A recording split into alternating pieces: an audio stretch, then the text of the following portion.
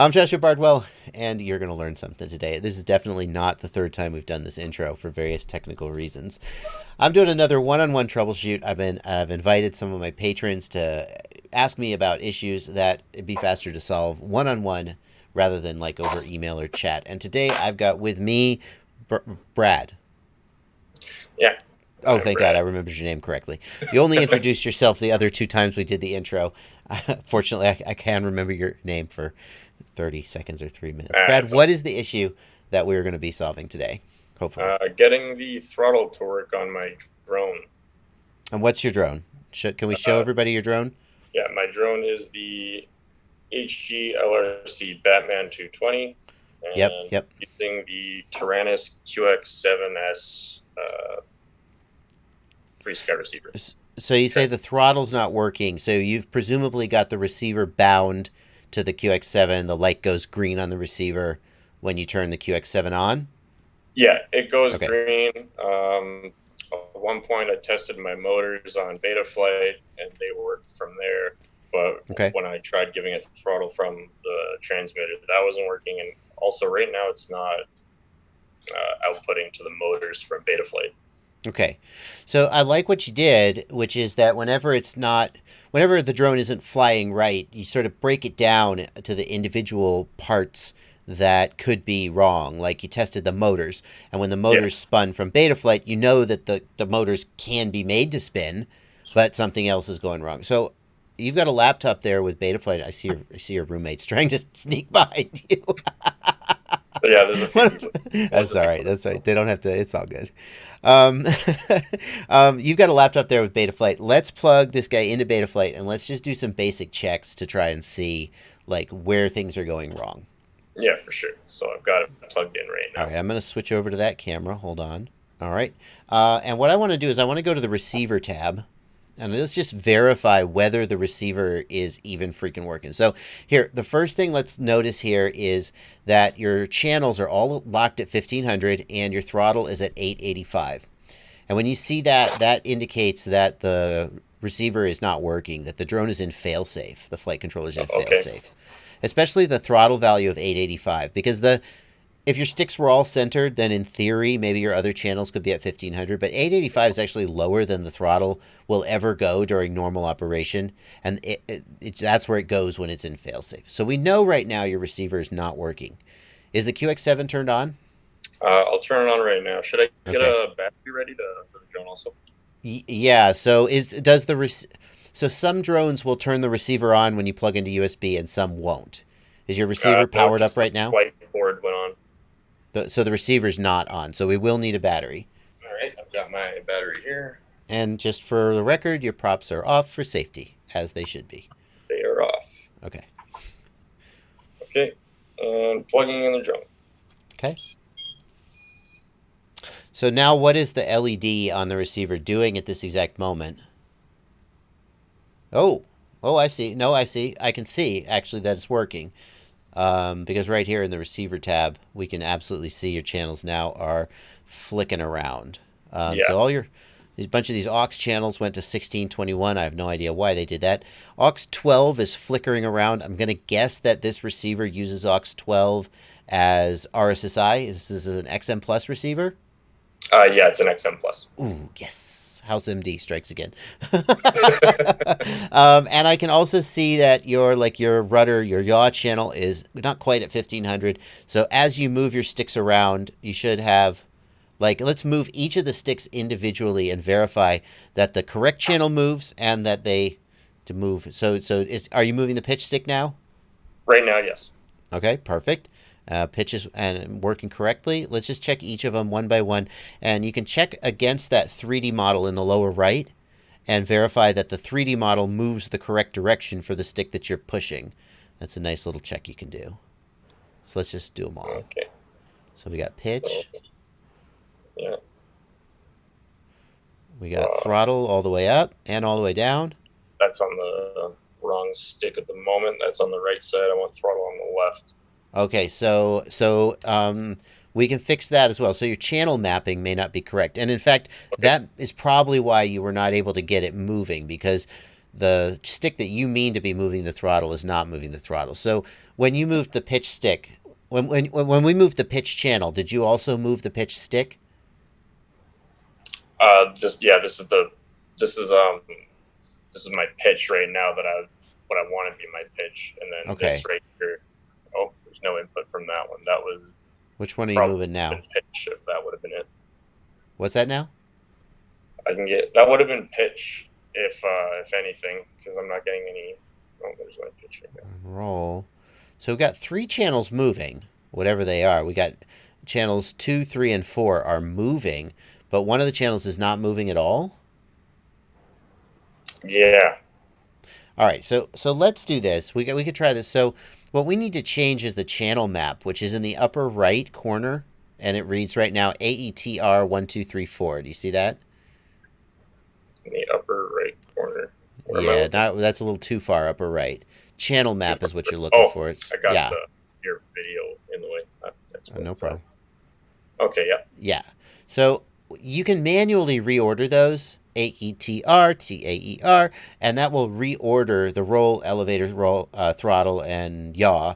But I'm willing to bet that if you just select the FrSky Futaba High-Tech preset and then hit save, there's a chance that that'll just be correct. So down in the lower right, go ahead and hit save. Did we change it? Was that what it was already on? Was it AETR already? I guess so. So let's do the other one. Do the Spectrum preset. I know you have a FrSky radio, so why would you do the Spectrum preset? Just try it. Hit save and let's see if that's correct. Okay. I'm getting nothing from the throttle stick. Oh, there we go. It came back. So now it doesn't. There's pitch. Yeah. This mapping also doesn't seem to be correct, does it? It's on the right sticks, but I'm not getting any throttle. Oh, so the other 3 sticks are moving the correct control. Roll is roll, pitch is pitch, and yaw is yaw, but throttle's not moving. Yes. So left stick side to side, yaw, and then right stick up and down is my pitch at the moment, and that's also going to be my roll, which is okay. Well, we're making some progress. This is probably the correct channel mapping, so that's good. What I want to do. Can you take your phone camera and point it at the screen of the QX7 so we can look at the QX7? Because what seems to be happening now is that the QX7 is not sending the throttle input-output to we know the receiver's working. So let's figure out what's going on here. And what I want to do is you're probably going to need to, yeah, there we go. Perfect. Do me a favor. Hit the page key a couple times till we get to the channel monitor. Okay. And what that's going to do is it's going to let us see the channel values that the Tyrannus is outputting. So that's all it shows. That's it. That's it. Perfect. Page. Oh no, go back. Keep going. The one that had this one. So if you move like your pitch and roll, just for example, we should see those move around, right? Do we? Yeah. Okay. Perfect. So now move the throttle up and down. And let's see if anything happens. Okay, so yeah. So we've confirmed that the radio is not sending the throttle stick out to the receiver, and that's, of course, that's the problem. So let's keep going from here then. Will you hit the menu key one time? And let's page until we get to the inputs screen. Setup, heli setup, flight modes, inputs. All right, we got 4 inputs here. The throttle input is set up as it's supposed to be. That's the first step. Hit page one more time to get to the mixer. Aha! Okay. So now we have an insight.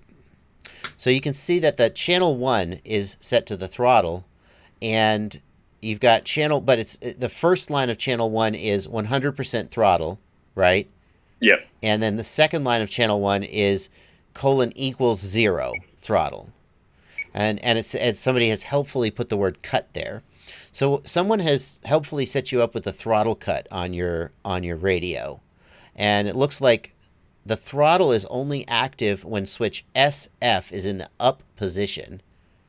And when switch SF is not in the up position, the throttle is locked at 0. And I guess the idea there is, Well, to be honest with you, if this were an airplane, that would be a good idea. But for a quadcopter, I think it's better to not have a throttle cut, but just to not arm the quadcopter, right? Okay. So I would delete that throttle cut line. Let's do that. Yeah, so long press on the button and delete that line.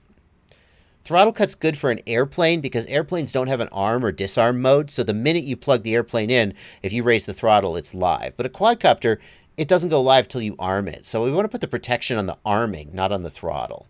Okay, now go up to channel 1 where there's throttle, and you've got that switch limitation there, which what that's doing is it's saying if that switch is not in the up position, then the throttle just doesn't work. Well, that's no good. We always want the throttle to work. So let's get rid of that as well. Long press and edit. Edit. And let's go down. Just roll down until you see switch. Keep going. It's going to be on the second screen, I think. There it is. Switch SF up. Long press. My bad. Don't long press. Go back. Just hit back one time on the radio. Yeah. Just roll that until you get to dash dash dash. You're just going to need to find it. It may be a minute. You may have to roll it many times until you get there. But you just want to see dash dash dash. If you go too fast, you may miss it, unfortunately. Yeah, it looks like it. Yeah, there you go. Almost there. There it is. Okay, so now your throttle mix will be active all the time, and that is what we want. So at this point, I'm really confident that if we go back to your computer, you will see the throttle moving correctly. Let me switch the camera back to your computer, and let's have a look. Looks like the quad is off right now. No. Yeah, it's just no. It's all good. It's all good. Yeah. Go ahead and raise it. Funny on the screen. Go ahead and raise that throttle. See what we get. Oh, perfect. Go. Okay, so we're not done yet, though. We got a little bit. If I leave you now, you're going to be really unhappy in about 25 minutes if you try and go fly that thing. So there's a little bit more that we need to do because we don't have an arming mode set up yet. No. So let's do that so you can arm the quad and be able to fly. Okay? Let's go to the Modes tab. Okay. So we're going to add an arming mode. So where it says arm, you're going to add range. You said to go to arm, add range. Okay. And what we're going to do is, I'm afraid we got to go back to the QX7, okay? You got your video transmitter antenna on, right? Yeah, everything should be there on that. Yeah, you can't power the video transmitter with the antenna removed, or it'll damage the video transmitter. Yeah. All right, so here's what we're gonna do. Go to the mixer screen. Yeah, exit out of this one. Exit out just one time. We're gonna do this all in one-handed mode. Sorry, exit one more time. Okay. Let's use channel 5 as our arming channel. And so we'll go down to 5 and we'll click one time. And that should create a new mix. The source for the mix is going to be whatever switch you want to control this channel. So unlike some setups where it comes predefined with this is your arm switch, this is your whatever, you got to set all this up yourself. That gives you flexibility, but it also is a hassle because you got to do it all yourself. So what I like to do for the arming switch is that 2-position switch on the up left, I think is just tailor-made to be the arming switch, right? That big guy there. I think it's perfect. So what we're going to do is we're going to go down to where it says source. We're going to click one time. It's going to blink, and you're going to flip that switch one time. And that will that's so you don't have, remember you had to scroll through that big long list? Well, this is a way of just filling in that switch. Okay, that's it. Now switch SF is controlling channel 5, aux 1. So hit exit one time. Yeah. And now if we plug the quad back in and go back to Betaflight, we should see that as you flip that switch, that channel moves. We do want to change that. Right now it has picked up the fact that aux 12 is moving around. That's your RSSI channel. So we're going to change that from aux 12 to aux 1. And the reason is that your first 4 channels are your main control channels. Then channel 5 is aux 1, channel 6 is aux 2, and so on all the way up. So we put the arming switch on channel 5, aux 1, so that pull down where it currently says aux 12, change that to aux 1. Okay. So you Right. Yeah, right there. Exactly. Change that to aux1. And you should see that little yellow tick mark. As you flip the switch, that little yellow tick mark will, will move up and down. So now the next question you got to ask yourself is, which position of the switch do you want to be armed versus disarmed? Would you prefer to push away to arm, or would you prefer to pull towards to arm? May as well flick up to arm. Okay, so put it in the armed position, flick it away. I also do that, by the way. I think it's easier to... Yeah. Okay. I think it's easier to disarm by flicking it towards me. And I don't know. But old school guys will have all switches pushed away as their default position, and they'll pull towards to arm. I'm with you, though. So, okay, so now you've got the switch in the arm position. Go ahead and just grab the little yellow slider thing, and not the tick mark. Just drag that so it covers the position of the yellow tick mark. Yeah, keep going. Yeah, just drag it all the way over. We don't have to be super precise. And let's and now if we hit save, what you should see is that if you flick that switch to the disarm position, it goes out of the yellow mode. And if you flick it to the arm position, it goes into the yellow mode. Now, the flight controller is going to refuse to arm. You see in the upper left, it says arming disabled. Yep. Yeah. It's going to refuse to arm while you're plugged into USB. So it won't actually arm this minute. We could test the arming. And the way we could do that is by going to the Motors tab. And then I understand the risks. The propellers are removed. Tick that box. Once you do that, then we can go back to the Modes tab and we can test arming. Oh, it did it. It armed. Are the motors they're spinning? all spinning right now. Awesome. Fantastic. Yeah. Now, I don't think those sliders will do anything while you're armed. I'd be surprised if they did. But that's it. Now you can arm the quad. Perfect. All right. So if you got a little more time, there are a couple other things that we could do. At least one other thing we could do to make your life a little better. I noticed that in the receiver tab, go to the receiver tab. When you lower the stick all the way, do you see that your channel is at 987? And when you raise the stick all the way, your channel is at 2011. Yeah. And that's actually, I think that's going to be true for all four of the channels. But let's just move the sticks and test that. Move each of the sticks all the way down and all the way up, and we should see, I think, 987 to 2011 on all of them. Yeah. So Betaflight wants the channels to be 1000 to 2000, and sometimes it can cause small issues if they're not. So here's how we fix that. We're going to go to the CLI tab,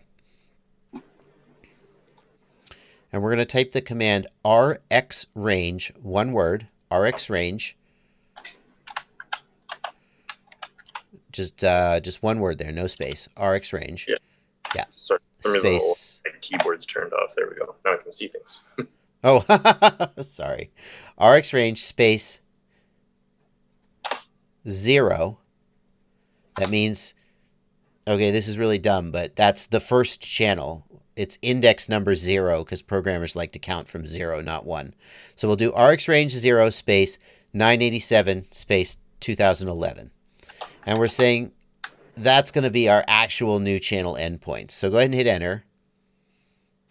Now we're going to do that for the remaining channels. And the quick way to do that is just to press the up arrow one time, and that'll load your previous command.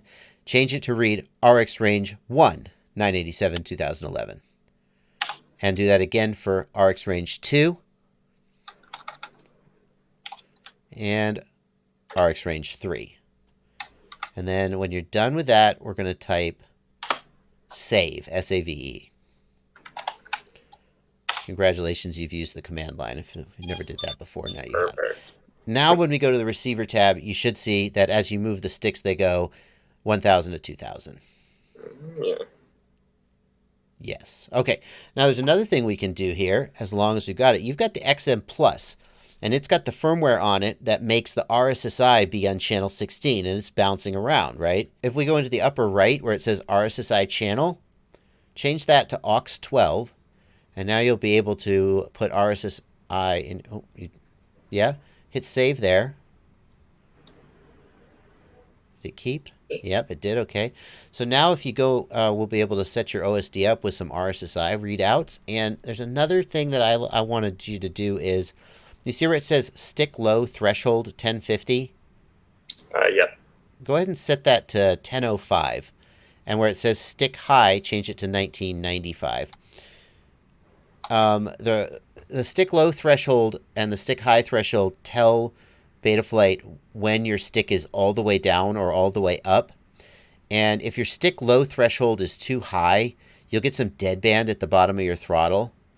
Now, if you hadn't set up your transmitter correctly, then you'd be like, why won't it arm? And the stick low threshold could be helping you. But since we've set your endpoints to 1000 and 2000, we can set the stick low and the stick high to, and that means that you won't have any deadband at the bottom of the throttle. And that's as soon as you raise the throttle, the quad will start to fly, which is what most people want. So hit save on that.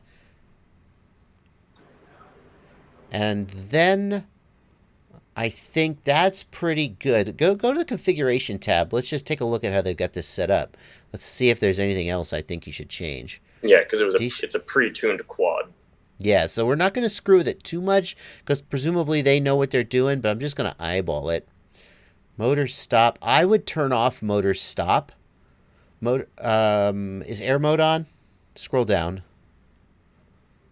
Have they got air mode turned on? When you arm the quad, do the motors start spinning instantly, or do they not spin till? No, but I think it was spinning. No, we got to go back to the motors tab, I think. Yeah. Do they begin to spin as soon as you arm? Yes. Yeah, they do. Okay, that's what that's how I like it. Okay, that's good. I think that's how it should be. Go back to configuration. Scroll down. Let's have a look at what they've done. Yeah, all good. Oh, turn off the RSSI_ADC. That's interesting. We shouldn't have been able to save the RSSI channel with that on. That's interesting. Let's turn that off. That'll make your RSSI work correctly. Scroll down a little more. Air mode is on. That's good. This all is fine. Yeah, this is fine. Go ahead and hit save and reboot on that. Let's go back and check your here in the setup tab, RSSI is reading 0%. Let's go back to the receiver tab and see if that RSSI is working. Yeah, it reset itself. Okay, go ahead and set that back to aux 12. There's two different ways of getting RSSI, and if the RSSI ADC is enabled, then the aux channel won't work. But you're using the aux channel, so hit save there. And now, if we go to the setup tab, we should see RSSI value. Damn it, maybe you need a power cycle. Go back to the receiver tab. Is it still there, or did it reset it? No, it's still there. All right, when you power cycle, the RSSI should start working. So you could go to the OSD tab. How's your OSD set up? Just click that and we'll find out. Yeah. So not a lot going on there. The very least, I like to have voltage and RSSI in the OSD. You can put a lot more stuff in there. Also warnings. Those three things I think are pretty basic. So we could turn on main bat voltage. Does it matter which one of these profiles? Well, yeah, good question. So Betaflight supports 3 OSD profiles. The idea is that maybe you could have like a bare bones profile or even a profile with everything turned off, but then you could flick a switch and switch to like a more feature. You could change the OSD by flipping a switch. At least in the beginning, let's just set everything on profile 1 and just not worry about that. So we'll have main bat voltage, and let's turn on RSSI value, which is just above it.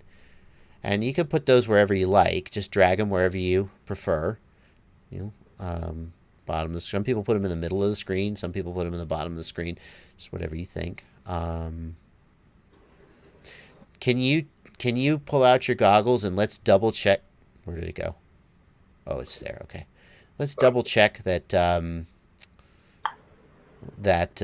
you can see them, because if you have an NTSC camera right now, they'll be off the bottom of the screen. I want to check this because depending on if you have an NTSC or PAL camera, the the size of the screen, the number of lines of resolution is different. And if you have the OSD set for PAL, but your camera is NTSC, you won't see the bottom of the OSD. So let's just double check that you can actually see that stuff. Okay. At the moment, it's just static, though. So you probably got to get on the right channel. Do you know what channel your quad is on? Or maybe you could use the auto scan function on those sky zones to scan for it. It's been a while since I've used this, so I can't. I think it's the big button on the left side. There's a lot of stuff going on in it right now, so. You'll know when you see your camera, obviously. Yeah. You see how it says video format, auto, PAL, NTSC? On the right side, toward the top. Yeah. So if you look in your goggle and you don't see the voltage in the RSSI, what you're going to need to do is change that from auto to NTSC. Yeah. Okay. Because if your camera isn't, hit that right now. If your camera is NTSC, you see how you lose like the bottom 4 lines of the OSD? So Betaflight's assuming right now that you have a PAL camera, and it's letting you put stuff down at the bottom. Oh, did it bump it all up? That's very nice. It didn't used to do that. Did it bump it up? Oh, that's cool. So by the same token, if you set this to NTSC and drag that stuff to the bottom of the screen, if you then have a PAL camera, it won't be at the bottom of the screen. So basically what I'm saying is you manually set that to PAL or NTSC, whichever one makes your OSD look correct in your goggles, and then you'll be fine. Yeah, I'll have to remember how to get the menu working on this one. Yeah, okay. All right, man. Well, I think you're ready to fly, though. I think you now can arm and take off. Hopefully. Let me give you one more tip before we go. We've set you up an arm switch, but we haven't done any kind of 2-stage arming or pre-arm. So at this moment, let's say you got the transmitter hanging around your neck and you finish flying, you land the quad, you pick it up off the ground, and as you're about to unplug the battery, the transmitter goes blah, blah, blah, and you accidentally bump the arm switch. It's going to come to life right there in your hands. This is a bad thing. Okay. So there are various ways to handle this, which we won't go into right here. One of them is a 2-stage arming, where you basically have to flip 2 switches, or there's a thing in Betaflight called a pre-arm mode. What I want you to do for right now, though, is after you disarm, raise the throttle. Betaflight will not arm as long as the throttle's raised. So by disarming and then raising the throttle, that'll be your kind of safety to prevent the quad from... And then before you go to fly, lower the throttle and arm, and then you're good to go. And that'll help prevent you from accidentally arming when you didn't intend to. We're good. Yeah, you can give it a try if you want to. Sure. I think at this point, if you were to put the props on it correctly, it would hover and it would fly, hopefully, and be good to go. Yeah. So the props are spinning at the moment. The throttle's all the way down. Arming is on. Okay. And throttle's working just fine. Okay. And then if you disarm, kind of sounds like it's speeding up a bit. That's normal when the props are off. It's normal for the quad is trying to fly itself, but since it doesn't have, it's like here's what I like to say: if you press the brake pedal in your car and your car doesn't slow down, what are you going to do? Probably emergency brake. You're gonna. Yeah, that's true, actually. My joke is you're going to press the pedal harder, and the idea is that the quadcopter tries to move itself. And since it doesn't have props, nothing happens. And it's like, well, I'm just going to try harder then. And the motors kind of spin up a little bit if the props are off on the bench. That's okay. That's not a problem. Okay. So it should, like, when I let go of everything, just kind of auto balance itself. Nope. It's going to be, so right now it's going to be in acro mode, which means that you will need to fly it 100% of the time. It will not auto level or anything like that. So if you want to set that up, we can set that up. It's not too hard. Yeah, sure. Okay, let's go back into Betaflight real quick. Go ahead and plug the quad back in. We'll go to the Modes tab. And let's add angle mode. Add range for angle mode. And let's just set that to aux 2. Okay. Now, you're going to go into the QX7, and this is going to basically be the same as we did, except instead of channel 5, we're going to do channel 6. And you're going to pick a switch for angle mode. Okay, so we're going to go channel 6. Click once. Go to source. Click once. It's flashing. Now, which switch? A lot of times what people will do for angle mode is they'll use a 3-position switch. And like the middle position will be angle mode. Up will be acro mode, and down will be something else, right? So we could use one of the 3-position switches on the right side is pretty common, but whatever you're going to remember is the bottom line. You can decide. So switch SD is our source. We'll back out with the exit key, and we'll go back to Betaflight. And what we want to do is put that switch into the position that you want to indicate that angle mode is supposed to be active. Okay, so that's right there in the middle. Well, actually, conveniently, that's also the default setting for the mode. It's do you see that those yellow sliders are covering the mode, which means angle mode will be. So just hit the save button one time because we haven't saved yet, and it should. There you go. Now you're in acro mode or angle mode. Okay. So now when you center the sticks, the quad will auto level. The other thing you're going to want to do is go to the setup tab. You're going to want to put the quad flat and level on the ground and hit calibrate accelerometer. It looks like it's pretty well calibrated right now, I think, but that'll help make sure that it's as level as possible. But it won't be perfect, but it'll be pretty close. Yeah. Okay. You'll still don't expect more from that than a lot of people are like, okay, it's good to go. When you release the sticks, it's still going to drift. Yeah. Even if it's perfectly level, just the turbulence from the motors will cause random fluctuations that'll cause it to drift slightly. Or if you're outdoors, there could be a breeze. So you still got to fly it. But as you move the sticks, as soon as you center the sticks, it'll mostly level out and stop moving. Okay. Cool. I think it did come with the R9M long-range telemetry on the back of it also. So do you... And again, you definitely want to make sure that that's not powered up with the antenna removed. So right now, I think it should be off because the model is not set to use the external module. So the lights on that... okay, so you're fine. But you definitely you want to make sure that that doesn't get powered on without the antenna. It can damage itself. Okay. You can get a thing called a dummy load. It's a thing called a dummy load that screws on there and protects it, or of course you can just take it out when you're not using it. It did come with an antenna for it. So. Yeah, or you could leave the antenna on there. But yeah, I think you're ready to fly it. Awesome. I'll get my goggles set up then. Yeah. Cool, man. Well, pleasure. I think you're ready to go. Exciting. Perfect. I am excited. Cool. Let me know. Reach out to me. I mean, I won't promise to get on the phone with you again, but I definitely will help you out if you have further questions or if you get stuck again. So definitely reach out to me if you want to, if you have any trouble once you start flying it. Yeah, for sure. I mean, I am still fairly new to the drone world, so I'll probably come up with some eventually. If you have the option to practice in the simulator a little bit, I always recommend that. I mean, you may have heard me say that. I mean, you've got the QX7. It'll plug right into the computer with USB. Even if you could get a free simulator like FPV Freerider, or if you want to spend a little bit of money, $20 or whatever, you could get Liftoff, Velocidrone, whatever. Yeah. It really is time well spent because you're going to take that thing off and 3 seconds later you're going to crash it. No offense. Probably. Whereas if you practice in the sim for a couple hours, you'll just get out there with that thing and you'll be like, oh no, I'm pretty good. So and then you'll crash it. It always crash. It always crashes. All right, man. I'm gonna let you go. Thank you very much. Awesome. Thanks. Talk to you later. Bye bye. Have a good one. Yeah, you too.